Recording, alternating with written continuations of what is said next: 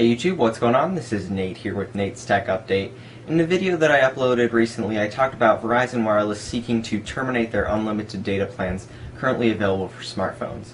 Since then, some documents have leaked on Engadget.com confirming basically the rumors that I had talked about in the last video about what these new data plans would entail. So just to reiterate those data plans, it will be 2 gigabytes for $30 a month, 5 gigabytes for $50 a month, and 10 gigabytes for $80 a month.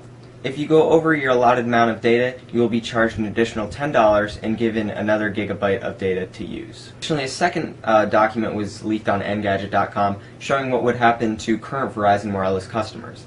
If you are a current Verizon Wireless customer with an unlimited data plan, you will be grandfathered with that plan whenever you go to upgrade your phone. So basically you can keep it as long as you don't terminate your contract or switch to one of these cap data plans, because once you switch you can never go back. So at this point, July 7th is the confirmed date from the switch from unlimited data plans to cap data plans for Verizon Wireless.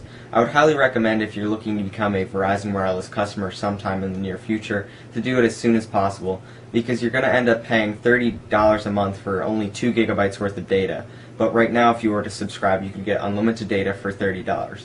Even if you don't use more than 2 gigabytes a month, it's still a much better value, and you can always be on the safe side because you won't ever have to worry about going over your data cap and having to pay a lot of costly charges for going over. Additionally, on my iPhone 4 through AT&T, I have the unlimited data plan, and I usually go over 5 gigabytes a month of data.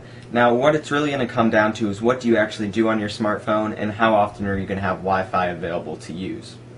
So if you do a lot of video streaming or music streaming on the go, you're definitely probably going to want to get an unlimited data plan, because you're not going to have to worry about going over and you can use those services as much as you want.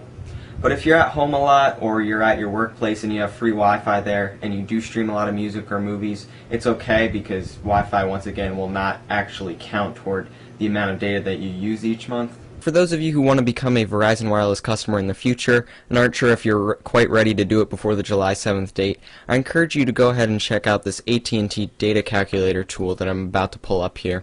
I will provide a link in the description, but basically you can go ahead and play around with, your typical day of how many emails you would send, how many hours of music you would stream, how many minutes of video you would stream, how many apps or games you would download, how many web pages you would view, and etc. But you can go ahead and play around with it. I've kind of tried to set up a scenario that would be my typical day where I wouldn't have Wi-Fi accessible, and I definitely do use a lot. So this comes down to 4.04 gigabytes of data. Some days I might use more, some days I might use less, but definitely the Data Pro plan through AT&T would definitely not be for me. So I would encourage you guys to go ahead and figure out how much data you would use yourself, and it might give you an idea of if you should be signing up for Verizon Wireless before they terminate those unlimited data plans, or if you'd be okay and can go ahead and wait until the cap data plans are enforced. So please leave a comment below if you guys need any advice. I'd be glad to help you out. Please like the video and subscribe, and as always, have a nice day.